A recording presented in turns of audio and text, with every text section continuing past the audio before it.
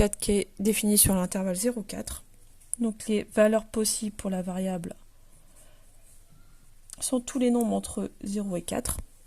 Tous les nombres réels entre 0 et 4. Et ici, on a la courbe de notre fonction de densité qui s'appelle CF. Voilà. Alors, première question, vérifiez que la fonction f est bien une fonction de densité. Donc, encore une fois, 3 arguments. Premier argument, votre fonction est continue sur l'intervalle 0,4. Deuxième argument, elle est positive sur l'intervalle 0,4.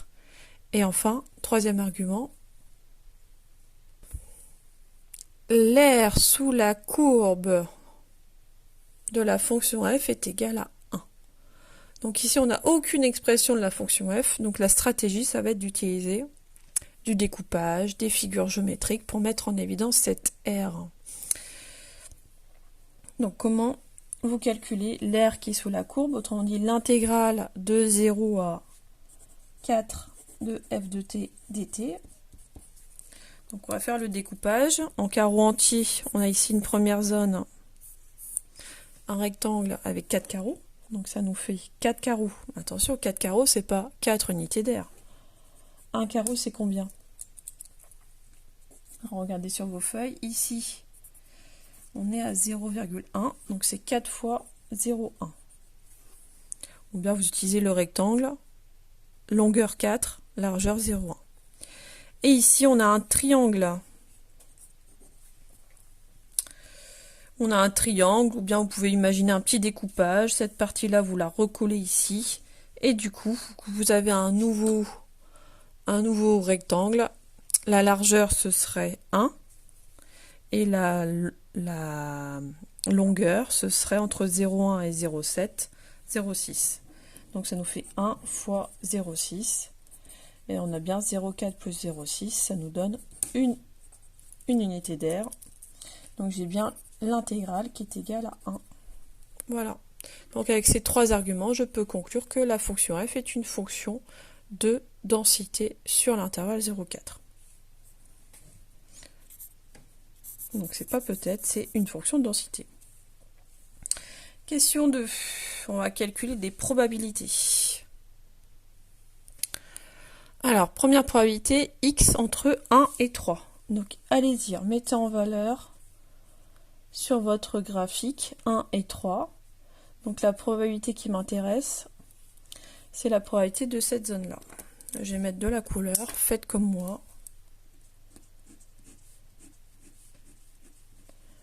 Voilà, pour calculer cette probabilité, c'est en fait cette R. Alors, quelle est l'aire de ce domaine? Donc comme tout à l'heure, on va découper en deux. On a un premier morceau avec 2 carreaux, c'est-à-dire 2 fois 0,1. Et ensuite, on a ici un triangle qu'on peut couper en deux et mettre ce morceau-là ici. Ça nous fait un rectangle. La largeur, c'est 1 et la longueur de 0,1 à 0,7, comme tout à l'heure, c'est 0,6. Donc ça nous fait 0,2 plus 0,6, ça nous fait 0,8. Et peut-être en lisant 0,8, on se dit qu'on aurait pu être plus intelligent, plus malin. Oui, l'aire totale sous la courbe, c'est 1. Du coup, si je regarde les zones que j'ai pas assurées, les zones qui ne m'intéressaient pas, ces deux morceaux ont une aire égale à 0,1. Donc avec un événement contraire, on aurait pu dire que c'était en fait 1, moins 0,1, moins 0,1, c'est-à-dire 0,8. Voilà. Donc on ne cherche pas à super bien rédiger cet exercice, le but c'est de comprendre comment ça fonctionne, calculer une probabilité et voir quelques propriétés géométriques sur ces fonctions de densité. Petit b, c'est une probabilité conditionnelle. Donc on sait, c'est la condition que x est entre 1 et 3. Donc ça, c'est acquis. Je me situe que sur l'intervalle 1, 3. Quelle est la probabilité que x soit entre 1 et 2? Donc je suis forcément ici, entre 1 et 3. Quelle est la probabilité que x soit entre 1 et 2? Alors on a une belle symétrie sur ma courbe qui divise en deux parties identiques, autrement dit en deux domaines de même R. Donc si je sais que je suis entre 1 et 3, la probabilité d'être 1 et 2, elle est égale à la moitié, 1 demi.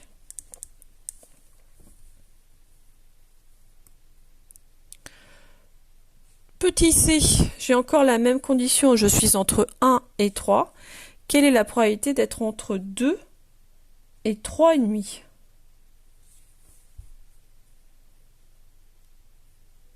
Qu'en pensez-vous? Bah, si je sais que je suis entre 1 et 3, est-ce que je peux être au-delà de 3? Bah non. Donc vous pouvez directement écrire que c'est pareil que la probabilité, sachant que je suis entre 1 et 3, d'être entre 2 et 3. Et du coup, par symétrie, c'est la même que précédemment, ce va être aussi égal à 1 demi. Petit d, probabilité que x soit supérieur à 1. Donc plus grand que 1. Donc là, on n'a plus de condition, on revient sur l'univers tout entier qui est 0,4. Être plus grand que 1, c'est toute cette zone qui est concernée. Ou encore, c'est 1 moins la probabilité de l'événement contraire. Autrement dit, c'est 1. C'est quoi le contraire d'être supérieur à 1? C'est être supérieur ou égal à 1.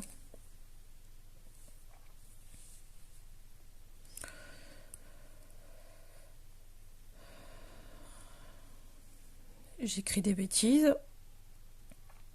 Oui. Le contraire de 1 inférieur à x, ça veut dire que 1, est supérieur ou égal à x. Donc 1 supérieur ou égal à x, ça veut dire que x est plus petit que 1. Autrement dit, c'est cette zone-là qui est en jeu. X est plus petit que 1. Autrement dit, ça vous donne 1 moins 0,1, c'est-à-dire 0,9. Ensuite, la probabilité que x soit supérieur à 2, on en a parlé tout à l'heure. On a un bel axe de symétrie qui divise en deux parties identiques la courbe. Supérieur à 2, on voit bien qu'on divise en deux parties égales là, le domaine sous la courbe CF, donc c'est égal à 1 demi. Soit vous voyez la symétrie, soit vous refaites le calcul en comptant les carreaux. Question 3. Donc on est toujours sur la même courbe que j'ai reproduit pour faire des dessins dessus. Alors la probabilité que x soit inférieur à 2. Voilà, ici on a notre symétrie. Bah, finalement, x inférieur à 2, c'est pareil que x supérieur à 2. Par symétrie. Ou encore, comme on est à la moitié, c'est égal à 1 demi. Ensuite, la probabilité que x soit inférieur à 2 moins t. Alors le nombre t, c'est un nombre qui est réel quelconque. Donc 2 moins t, ça veut dire que je me décale. Je ne sais pas de combien. Ça dépend de la valeur t. Donc ici, j'ai 2 moins t. Alors l'idée, c'est de jouer un peu sur la symétrie de la courbe. À quoi est égale la probabilité que x soit inférieur à 2 moins t. Autrement dit, c'est cette zone-là qui est intéressante pour la question. Bah, avec mes symétries, cette zone-là, je la récupère à peu près ici. Là, ici, j'ai exactement, soyez indulgents, j'ai exactement la même zone symétrique. La question est de savoir quel est ce nombre. Donc là, si j'ai diminué de t, ce nombre, ça va être t 2 augmenté de t, autrement dit 2 plus t. Donc si je veux mettre en évidence cette R, ce sera la probabilité que x soit supérieur à 2 plus t. Là, on a exactement deux probabilités identiques. Ensuite, probabilité que x soit inférieur à 2 plus t. Alors, quelle est la zone qui est en jeu? 2 plus t, je viens juste de le faire apparaître. Inférieur. Autrement dit, c'est cette zone qui m'intéresse. Voilà. On me dit que c'est 1,5 plus quelque chose. Alors, moins 1,5, je l'avais tout à l'heure. Moins 1,5, c'est quand je m'arrête à 2. Ici, j'ai 1,5, la moitié de ma courbe. Donc, qu'est-ce qu'il faut que je rajoute à moins 1,5 pour avoir la probabilité que x soit inférieur à 2 plus t? Comment ça s'écrit? Ça s'écrit P plus P de inférieur à x inférieur à 2 plus t. Voilà. Donc cet exercice, c'est vraiment un exercice que je fais avec les élèves, je ne le donne pas tout seul, vous ne pouvez pas savoir où vous voulez aller. Et avec les propriétés qu'on fait apparaître en utilisant la symétrie, on voit des choses intéressantes. Question petit d, pareil, essayons d'écrire autrement cette probabilité. Autrement dit, cette probabilité, c'est lorsque x est entre 2 moins t et 2 plus t. Ici, bien centré autour de 2, centré de manière bien symétrique. Bah justement, ça va être deux fois une probabilité, puisqu'on a deux zones qui sont identiques autour de 2. Donc ce sera deux fois une probabilité. Laquelle? Bah vous avez le choix. Soit entre 2 moins t et 2, soit l'autre, puisqu'elles sont identiques, entre 2 et 2 plus t. Voilà. L'idée ici sur ces petites propriétés de cet exercice, c'est de comprendre ce que j'écris et de voir les symétries. On les reprendra dans un autre contexte avec les lois qui sont très importantes, qu'on appelle les lois normales ou la courbe à une symétrie. Donc c'est essentiel de se familiariser avec ce genre de propriétés qui se découlent de la propriété graphique de symétrie de la courbe. Voilà. Donc voilà pour les généralités sur les lois de densité. La suite du chapitre va étudier deux lois de probabilité particulières. La première, on l'a déjà un peu rencontrée, donc grand 2. Premier exemple de loi à densité, c'est ce qu'on appelle les lois uniformes. C'est en fait l'équivalent de la loi équirépartie dans le cas discret. C'est la loi qui répartit équitablement vos probabilités sur l'intervalle AB. C'est celle qui modélise l'expérience qui consiste à choisir au hasard un réel dans un intervalle donné. Donc quelques définitions. Donc le cours, vous le récupérez bien sûr en pièce jointe dans Pronote. Cette vidéo est là pour vous aider, je l'espère. Alors, première chose, définissons cette loi uniforme. Cette loi uniforme sera définie par une fonction de densité qui est la fonction constante sur l'intervalle AB. Elle répartit équitablement vos probabilités sur tout l'intervalle AB. Du coup, la fonction de densité, c'est une fonction constante. Alors, quelle est la valeur de cette constante que j'ai pour l'instant notée K? Bah, pour le savoir, il faut se souvenir que l'air qui est sous la courbe doit être égal à une unité d'air. Donc si je calcule l'air qui est sous la courbe, ce sera longueur du rectangle b moins a fois k. Et pour que b moins a fois k soit égal à 1, forcément on n'a pas le choix de la constante k. Super le matériel. Hop. Donc k c'est égal forcément à 1 sur b moins a. Donc la valeur de votre constante fonction de densité, c'est 1 sur b moins a. C'est votre propriété numéro 1. Avec la preuve écrite de ce que j'ai dit à l'oral. Ensuite, deuxième propriété, si je calcule la probabilité d'un intervalle, la probabilité de l'intervalle CD par exemple, donc rajouter ici sur le dessin, je prends des nombres C et D quelconques, C et D, et je veux calculer la probabilité que la variable soit entre C et D. Autrement dit, je calcule l'air sous la courbe CF entre C et D. Encore une fois, c'est un rectangle qui est en jeu. La largeur, puisque c'est plus court, c'est l'écart entre C et D, donc c'est D moins C. Et la longueur, bah, c'est le nombre K, et on a démontré que K c'était égal à 1 sur B-A. Donc je vais faire 1 sur B-A fois D-C. Propriété numéro 2, la probabilité de l'intervalle CD est égale à ce quotient D-C sur B-A. Démonstration, c'est simplement l'aire d'un rectangle. Je vous invite à prendre la 3e page de vos exercices. Donc exemple 5, je vous laisse lire tranquillement l'énoncé. Vous faites pause et on se retrouve tout de suite pour la correction. Non, vous n'avez pas fait pause, faites pause et lisez tranquillement l'énoncé.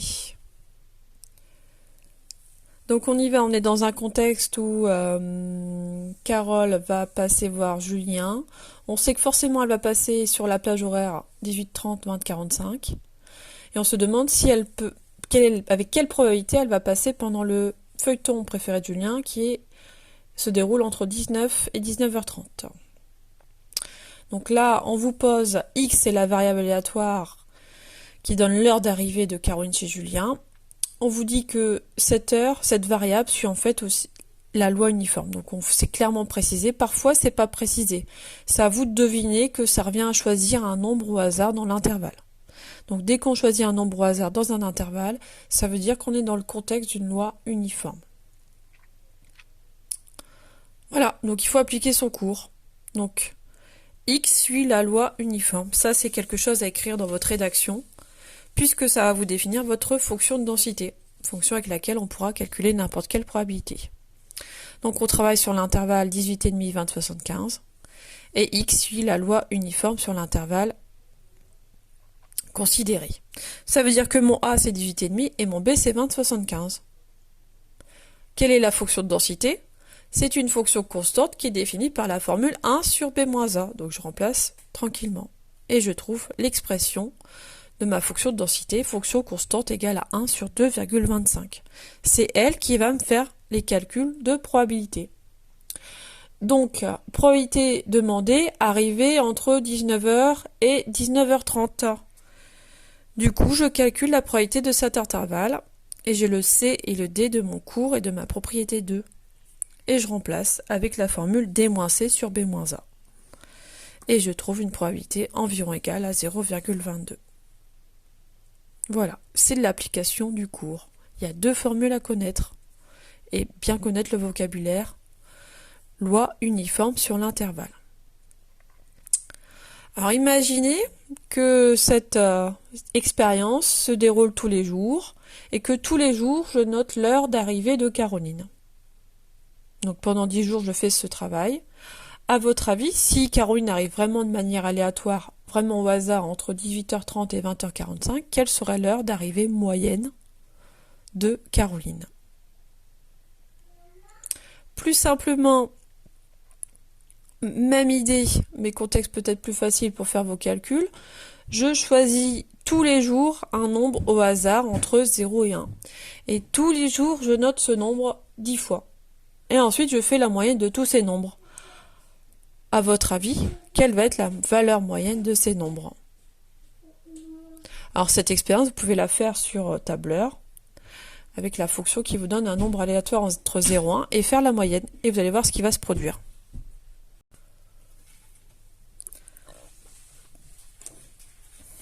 Donc si on s'amusait à faire la moyenne de tous ces 10 nombres entre 0 et 1, vous pouvez le faire, on trouverait 0,5. Alors quel est le lien entre 0,5, 0 et 1 ? C'est en fait la moyenne entre 0 et 1.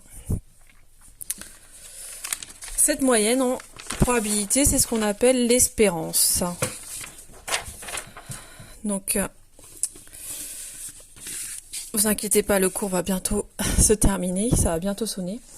Espérance, donc je vous rappelle, dans le cas discret, le calcul de l'espérance, X est une variable aléatoire discrète qui prenait n valeurs, notées ici, de probabilité chacune P1, P2, Pn. Vous vous souvenez, pour calculer la valeur moyenne qu'on appelle espérance, on prenait chacune des valeurs et la multipliait par la probabilité. On en faisait la somme. On va étendre, prolonger cette définition au cas continu. Donc on va un petit peu récupérer cette idée de somme et de produit des probabilités fois les valeurs. Alors la somme, ça va être une intégrale. Les f de t, pardon, les p, les probabilités sont données par la fonction de densité qui est donnée par f. Et les valeurs de la variable, bah, c'est en fait les valeurs de t. Donc quand on calcule l'intégrale de a à b, c'est comme si on faisait la somme de toutes ces valeurs. Les p, on les ressent avec f qui vous donne la répartition des probabilités. Et ensuite les valeurs de la variable x, eh ben, c'est la variable t qui varie en abscisse. Voilà. Donc cette définition, ça vous donne l'espérance dans le cas continu. Et en fait, cette espérance, qu'est-ce qu'elle devient lorsque j'ai une loi uniforme, c'est-à-dire lorsque ma fonction f est constante. Tout à l'heure avec 0 et 1, je trouvais 0,5. Si c'est le cas général avec a et b, ce sera la moyenne entre a et b, c'est-à-dire a plus b sur 2. Donc on peut faire la démonstration. C'est pas très compliqué, c'est un peu long à écrire. Je vous invite à le faire. Si x suit la loi uniforme, l'espérance, ce sera l'intégrale de AB de t. F de t, c'est quoi? C'est 1 sur b moins 1. Donc si vous calculez cette intégrale, on peut mettre les choses, la constante devant fois t. Par linéarité, la constante 1 sur b moins a, je peux la sortir d'intégrale. Ainsi, mon calcul sera plus facile. Donc l'espérance, ce sera 1 sur b moins a, l'intégrale de a à b de t dt. Donc là, j'ai sorti une constante. C'est ce qu'on appelle la linéarité de l'intégrale. Et là, quelle est une primitive de t? Entre crochets, j'accueille une primitive de t. On pense à t carré, mais pas tout à fait. Parce que si je dérive t carré, j'ai 2t et non une fois t. Donc je vais multiplier par 1/2. Une fois que j'ai ma primitive, je remplace d'abord par b.